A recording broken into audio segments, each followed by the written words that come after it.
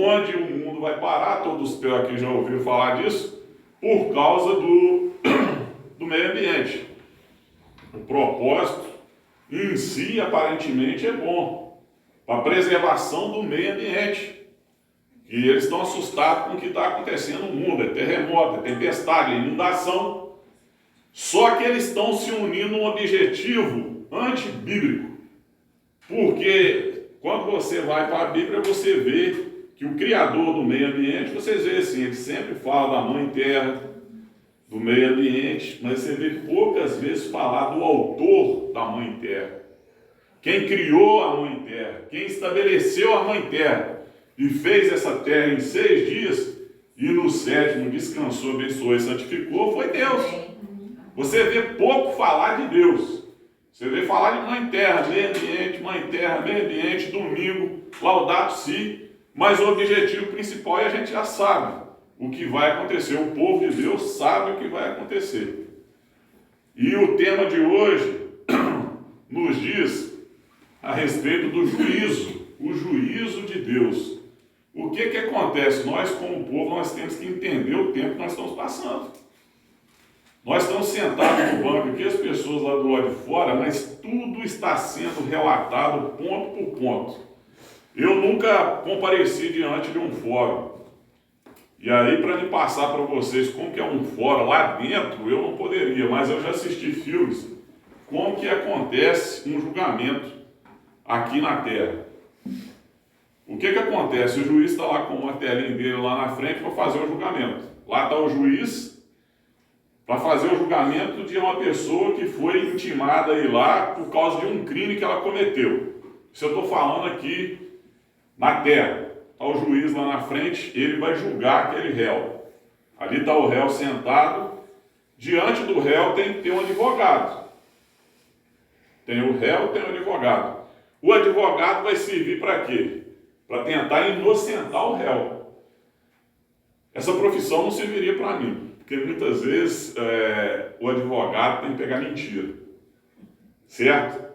Então o advogado ele tem que recorrer às artimanhas que ele tem na mão para tentar inocentar. E às vezes o cara é um criminoso, ele fez aquele mal, mas o advogado tem que ir lá e além de ele fazer tentar absolver aquele criminoso, pode ser outras hipóteses de uma pessoa ser inocente também, está sendo condenada, mas o advogado tenta inocentar diante do juiz de toda forma aquele réu.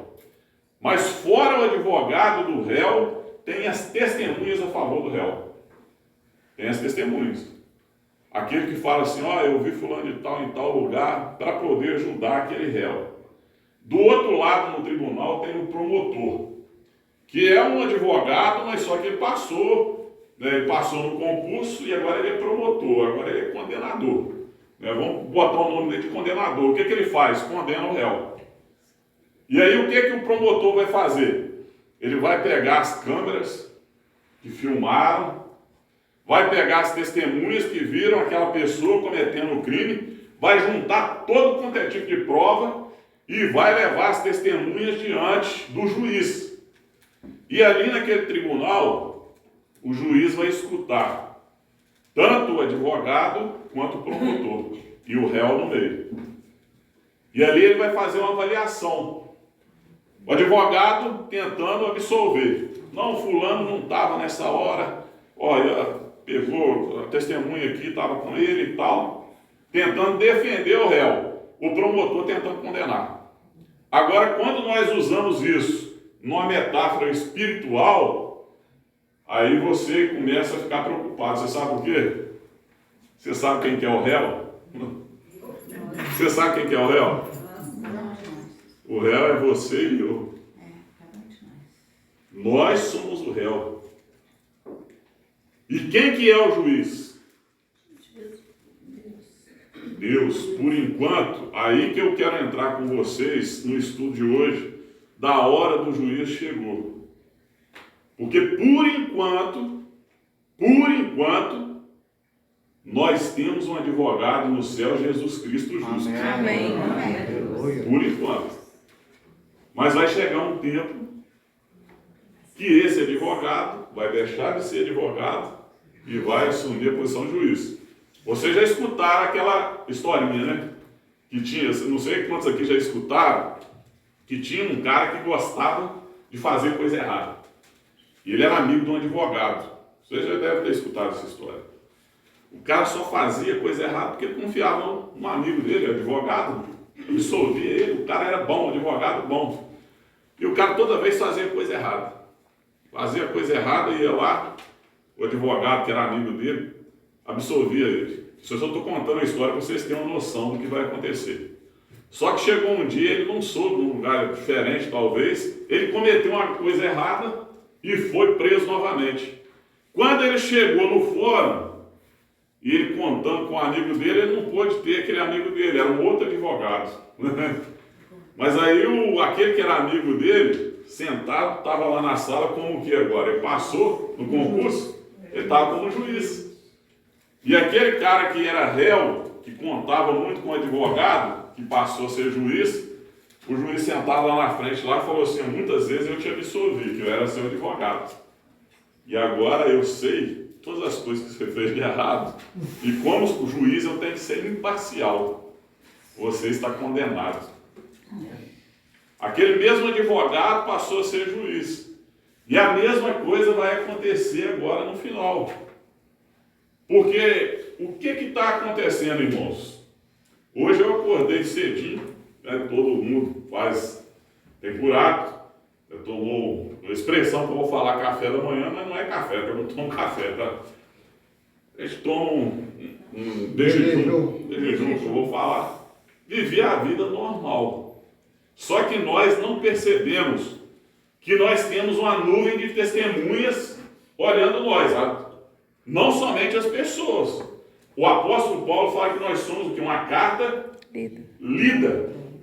Então tem as testemunhas de fora. Se você é vizinho de alguém, você fez alguma coisa, pisou fora do lugar, você pode ter certeza que tem 1 milhão de dedos apontando para você. O fulano vai na igreja. Nós adventistas, então, nós não podemos nem sonhar. Pisou fora um pouquinho, aquele monte de dedo. Mas, fora isso, você não tem só essas testemunhas. Você tem os anjos bons que relatam tudo o que você faz. Porque é muito fácil, por exemplo, eu viver de aparência aqui na frente de vocês. Mas, na minha intimidade, falar assim, a intimidade de cada um de nós, só Deus conhece. Só Deus conhece as intenções do coração. Só Deus conhece o que você passa na sua família, em casa, com a sua esposa, com seus filhos. E aí eu conto aquela história novamente, né? Quando faleceu, a mulher falou assim: está todo mundo chamando o cara de santo, vai ver se é o seu pai mesmo. Porque na intimidade, só os que convivem com a gente que conhecem a gente na realidade. Mas a gente esquece que tem a nuvem de testemunha, os anjos bons, eles descem a todo momento, estão na sua volta anotando cada palavra. E aí a Bíblia fala assim: nós vamos ser julgados, cada palavra nossa, nós vamos o quê? Dar conta. Pelas tuas palavras serás julgado, pelas tuas palavras serás absolvido. Eu estou falando isso para mim mesmo, aí pesa. Pesa. Porque muitas vezes nós vemos o pecado assim, de forma material, ou de outras formas que nós não vemos. Por exemplo, tem pecado que a gente não enxerga direito. Uma inveja, uma cobiça. E tudo isso é pecado. Tudo isso é pecado. Muitas vezes a gente olha uma pessoa, está lá bêbada, entendeu? Está lá no canto, lá bebeu um litro de cachaça, nossa, o cara é bêbado, rapaz, aquele camarada. Aí condena, o cara é bêbado. O que ele está fazendo não está certo. Segundo a Bíblia, não está certo mesmo. Mas às vezes a situação dele eu fico parando para analisar, às vezes está melhor que a minha. Porque o cara bebe, mas às vezes se ele tivesse uma oportunidade de estar no meu lugar, estaria melhor que eu. Por isso que Jesus falou a respeito daquela cidade. Ele falou assim: se eu tivesse feito esses milagres em Sodoma e Gomorra, eu teria salvo Sodoma e Gomorra.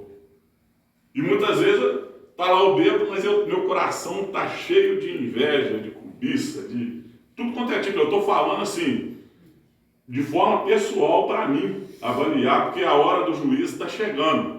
Eu estou falando de forma pessoal para mim. Eu não estou aqui querendo fulano faz isso, fulano. É para nós examinarmos, a Bíblia fala, nós temos que examinar, nós o quê? Mesmo. Fazer um peso de consciência, porque enquanto está os anjos bons anotando tudo que você está fazendo, nós esquecemos também que tem os anjos maus. E que vão complicar a vida de algumas pessoas. Por quê? Quando Deus já fez tudo por nós. Ele está lá, ele morreu, ele deu a salvação. Eu estava até conversando com o Lesandro, que a salvação é interessante. A salvação é tão especial que eu não dependo de ninguém, assim, humanamente falando, para ser salvo. Eu dependo só da minha decisão de Jesus Cristo. Porque se eu dependesse do ser humano, eu estaria perdido. Entendeu? Não, nós vamos ser realistas. Se eu depender do ser humano para me ser salvo, eu estou perdido.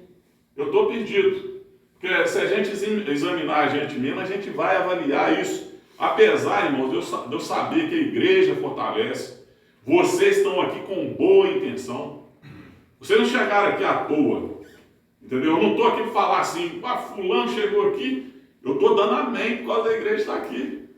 E vocês são pessoas realmente especiais que Deus, através do Espírito Santo, trouxe aqui essa noite para fazer um trabalho especial nesses últimos dias. Amém. Mas enquanto isso, os anjos bons estão anotando o livro e os anjos maus estão avaliando. Vocês não lembram, às vezes vocês lembram da história de Moisés. O que complicou? Precisava um homem mais santo que Moisés? Cara manso, a Bíblia fala que era o homem mais manso da terra. Aquele ali, humanamente falando, se eu olhasse e falasse, esse cara vai para o céu direto. Mas aí Moisés vai e ira uma só vez. Uma só vez. Cara manso, santo, que quando chegava perto das pessoas, estava iluminando, as pessoas ficaram até com medo de chegar perto de Moisés. Mas uma resvalada de Moisés. Por isso que eu falo, quanto mais luz a gente tem, mais responsabilidade. E Moisés, quando pecou, lá em Judas, versículo 9, vocês podem ler aí se vocês quiserem, houve uma batalha, quase que, né, eu lembro da batalha do céu, entre os anjos bons e os anjos maus, por causa do corpo de Moisés. E aí eu fico avaliando, eu sei, tenho certeza disso. Quando uma pessoa morre, que ela está com Jesus, você pode ter certeza que os anjos bons se colocam na sepultura, porque o dia que Jesus for ressuscitar, Jesus vai falar dos altos céus. Ressuscita, vós que dormem no pó da terra. Aqueles que morreram em Cristo, fala a Bíblia, ressuscitarão primeiro. Mas vocês imaginam só aqueles que não morreram sem Cristo, com os demônios na sepultura. E se Deus quisesse fazer alguma coisa, tirar aquela alma da sepultura, o diabo ia condenar. Diante de todo o universo, a Deus falar assim, você está sendo injusto. Você está sendo injusto de salvar esse. Olha só a nossa responsabilidade que está na nossa mão. Nós, às vezes, complicamos o trabalho de Cristo. Moisés aconteceu, eu não sei se vocês estão me entendendo o que eu estou falando. Moisés, olha só como que a malignidade do pecado. Moisés complicou a situação. Porque ele ali, eu creio que ele... Se ele continuasse, ele ia subir igual Elias, direto. Só que aí ele faleceu, ele morreu. E para tirar o corpo de Moisés, fazer ele ressuscitar de novo, foi uma luta. Porque o diabo não queria deixar Jesus ressuscitar Moisés. Você sabe por quê? Porque ele estava condenando Moisés por causa do pecado. Não, você não vai tirar, ele errou. Aí eu quero falar para vocês a complicação que é o ser humano, a gente complica a situação para Deus, porque Deus já fez tudo. Deus salvou a gente. Agora só que a gente não pode ser impenitente, ser o quê? É que continuar pecando, sendo o quê? Obstinado. O que é obstinação? Eu sei que é pecado e continuo na prática do pecado. Porque se eu morrer no pecado, mesmo estando dentro da igreja, o que eu estou? Eu estou perdido. Se eu morrer no pecado, mesmo estando dentro da igreja, com todo o conhecimento que eu tenho, eu outro dia estava até conversando com o Lesandro, então eu não entendo. Tem gente que vive 30 anos e o cara morre novo. E tem pessoa que vive até 100 anos. E aí eu parei para analisar com o Lesandro, falando assim, tudo bem, se a pessoa viver até 100 anos com Cristo, ou até 200 que seja, mas você imagina que a cada dia, outro dia eu estava falando na igreja, se for para mim viver mais 20 anos pecando, eu prefiro morrer agora. Vocês estão entendendo? Eu quero que vocês me entendam por quê. Porque se eu viver mais 20 anos pecando, é mais 20 anos que eu vou ter que pagar diante de Deus. Você está entendendo? Porque às vezes a gente gosta de quer viver. Eu não sei se vocês estão me entendendo, porque às vezes eu me expresso de uma determinada forma. Mas, vamos supor, eu vivo mais 20 anos, mas morro sem Cristo. O que adianta a pessoa viver 100 anos se ela morrer sem Cristo? Ou dentro da igreja fazendo as coisas erradas? O que vai acontecer? Nós estamos perdidos. E não adianta nós estarmos dentro da igreja. Por isso que eu vou fazer esse estudo com vocês hoje. Porque, irmãos, vamos começar lendo a Bíblia. Eu vou adiantar aqui para vocês, vou lendo aqui mais rápido, para vocês entenderem. O juízo de Deus, como que vai ser feito? Ele está sendo feito em 3 etapas. Hoje nós estamos na etapa de qual juízo? O juízo que chama juízo investigativo. Hoje sua vida está sendo investigada. De frente para trás, de trás para frente, aí todos estão te avaliando. Os anjos de Deus estão anotando. E aí o que acontece? Quando nós confessamos a Cristo, e aí eu quero falar para vocês, aqueles que aceitam a Cristo, o que acontece quando a pessoa aceita a Cristo? Ele vai direto para o livro da vida. Agora, uma vez salvo, salvo para sempre, como tem pregado o como é que calvinismo? Não. Você pode estar com o nome no livro da vida, mas você vai estar sendo avaliado. Porque quando você vai lá, por exemplo, para Marcos capítulo 16, olha só o que é interessante com essa parte aí que eu falei sobre julgamento.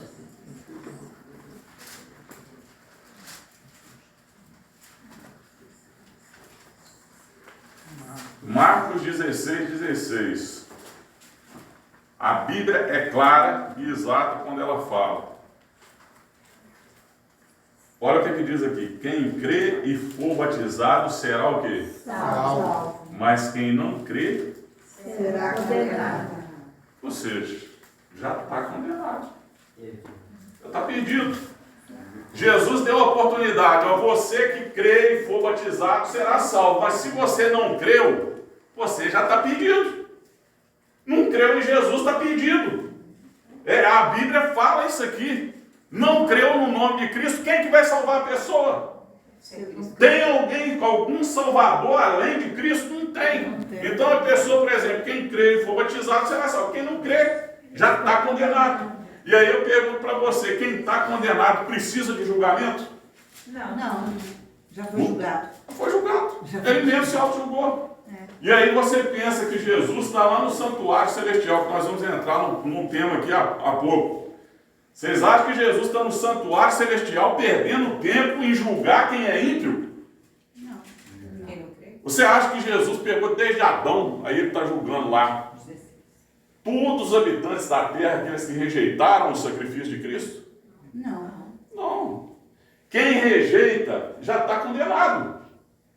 O que Jesus está fazendo no santuário, que nós vamos ler agora a pouco, que eu vou explicar para vocês, é o seguinte: no juízo investigativo, Jesus está passando a vida de todas as pessoas, desde Adão até os nossos dias, e vai chegar no último. Quando Jesus chegar na última pessoa de julgamento e falar está feito, acabou. Acabou a oportunidade. Às vezes nós podemos estar na igreja agora e nós estamos sendo passados no santuário agora, seu nome está sendo passado no santuário celestial. Agora. É urgente. Quando você vê, por exemplo, Belsazar, que era o rei lá da Babilônia, e aquela mão apareceu na parede falando Merenitec, o Farsim, aquela inscrição lá em aramaico. Aquilo lá significava o quê? Pesado foste, achado o quê? Belsazar estava vivo, não estava vivo? Mas estava perdido, estava morto. Pouco tempo depois. Saul estava vivo. De repente ele fez o quê? Morreu. E a pessoa que morreu sem Cristo, ela está perdida. E é por isso que Jesus oferece, através do julgamento dele, investigativo, uma oportunidade para você e para mim hoje. Amém. Porque se eu estou vivendo na miséria do pecado, eu chamo a miséria do pecado. Não é que Jesus está te condenando você pelo passado seu. Ele quer te salvar. Mas agora larga a miséria do pecado. Nós que temos conhecimento da palavra de Deus, nós vamos ficar agarrados no pecado até quando? E se nós formos impenitentes, o que significa isso? Nós não confessarmos. Você acha que o seu pecado vai sair lá do livro da vida? Não. Você cometeu um pecado. Eu já falei até aqui, tem pecados que eu não tenho que saber da sua vida. Eu não falei aqui?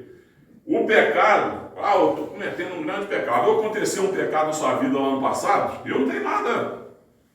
Não posso interferir nisso, não posso te julgar. Agora você pode fazer. Chegar em casa, ajoelha, Senhor, me perdoa, não quero fazer isso mais. E para de pecar. Eu estou pregando isso para nós que somos povo de Deus. Para. Mas eu tenho uma fraqueza sexual, que eu não aguento, não paro, não resisto. Para com isso, que isso vai te levar para o inferno. Mas eu tenho outra fraqueza que eu não posso ver. Larga esse vício, porque o pecado é um vício. E o pecado passa a ser um Deus para você. Ele te domina. E tudo que te domina se torna um vício na sua vida, se torna um Deus. Outro dia o cara falou comigo, um teólogo. Mas café não está escrito na Bíblia. Não está escrito, mas está escrito bebida forte. O problema, o propósito não está no café. Estou aqui para condenar café. O propósito está em você ser dominado pelo café. Você já pensou um ser humano ser dominado pelo café, pela Coca-Cola, pelo não sei o quê, pelo não sei o quê, e a gente se autodestruir para o inferno por pouca coisa? Vocês imaginaram isso? Tudo que domina você se torna um Deus para você. Se você não tem capacidade de largar aquilo em nome de Jesus, porque Jesus já te deu força para tudo. Agora nós temos que ter o devido equilíbrio. Mas Jesus já te deu força para tudo. Se você não larga alguma coisa que te domina, o que vai acontecer com você, irmão? Vai morrer. Perdido. É a coisa que eu te falei, que lá no céu não vai ter. Às vezes lá no céu não vai ter. A pessoa não vive sem aquilo.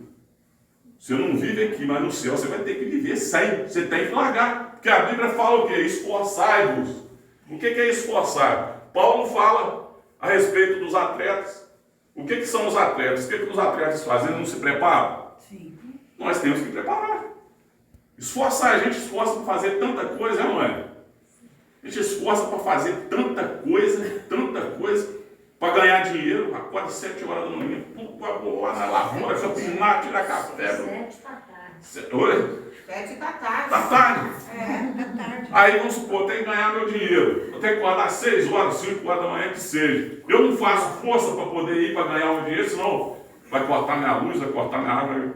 Não faço força. Oi? Tem que aguardar 2 Pô, lá falando 2 horas, coitado do fora. Não é todo dia do domingo aí, tá no culto, mas a gente faz força. Agora na igreja a gente passa assim, tudo bem que Jesus já fez a parte dele. Mas a Ellen White fala a respeito do projeto do como é que fala? Divino humano. Tem a parte do divino, que já foi feito tudo. Agora tem que ter a parte do humano. Se esforçar, se apegar, estudar a Bíblia. Olha só, você acha que o anjo de Deus vai descer do céu? Alex, 4 horas da manhã, vamos ler a Bíblia. Aí eu com sono, aí eu pego o cobertor, jogo, a corda tá fria, mas levanta para ler a Bíblia. Você acha que o anjo vai vir lá do céu fazer isso? Às vezes tem hora que faz, mas é a nossa parte, esforçar, estudar a Bíblia, estudar. Ainda eu tenho que escutar ainda, tá, irmãos? Eu tenho que escutar ainda. Tem muita gente que fala assim, não é questão de... Eu ainda tenho que escutar e eu peço a Deus misericórdia para me ter paciência. Porque eu tenho que escutar de pessoas de dentro da própria igreja falando assim, aquele camarada está querendo saber mais que todo mundo. Só Deus que sabe o que vai no meu coração. Eu estou aqui com o propósito de servir a Deus. As pessoas falam assim, nossa, aquele camarada está querendo saber mais que todo mundo. Vão saber todo mundo igual, irmãos. Vão estudar a Bíblia, vão pegar e estudar e aprofundar também. Isso chateia às vezes tem hora. Porque hoje em dia, eu estou falando assim, hoje em dia, na igreja, irmãos, eu não estou generalizando, não estou falando aqui sobre São Domingo, mas em geral. Irmão começou a querer melhorar, está querendo virar santo. É o legalista, o fariseu. O irmão está querendo uma alimentação mais saudável, amém. Lá no Paulo não fala assim, quem come não condena quem não come. Se o irmão está querendo ter uma alimentação saudável, amém. Está estudando a Bíblia, decorou o salmo todinho na cabeça, amém. O que você quer que o irmão faça? Vai roubar? Você quer que o irmão vá roubar, falar mal da vida dos outros? Se tem alguém na igreja estudando a Bíblia, exaltando a Deus, amém por causa disso. Faz o mesmo. Vamos unir, porque assim o que acontece? Você vai falar a mesma língua que o irmão. Você está estudando a palavra, aí você não vai cair de gaiato e falar assim, mas o pastor falou, ciclano falou, mas Deus falou. Está escrito na palavra, que aí eu caio de gaiato. Mas o pastor falou, aí você vai examinar. Hoje meu parafuso hoje, eu assisti até uma palestra, o Exame viu, aquele tal Duarte, que eu tenho um pastor que não é da nossa igreja, que ele fala que a mulher tem várias caixas na cabeça. E o homem só tem uma caixa só. E eu só tenho uma caixa só, tá? Mulher, assim, na mesma hora que ela está pegando uma coisa, está fazendo outra, e nós homens vamos ser realistas. Às vezes a mulher fala assim, ô Exame, eu queria pegar alguma coisa, tá dentro da geladeira aqui, tá aí na porta, aí você passa lá, passa o olho em cima. E não há. Aí, a mulher levanta da cama, vai lá, tá vendo, tá aqui. Não é uma caixa só? Pega lá. Pega lá.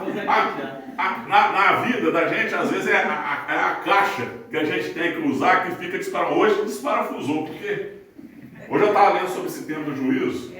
Eu li lá em Tiago 4, versículo 11, a respeito que a gente não pode julgar nossos irmãos, parará. Eu não sei tudo não, tá, irmãos? Aí eu li lá em Coríntios, aí eu vi Paulo mandando julgar.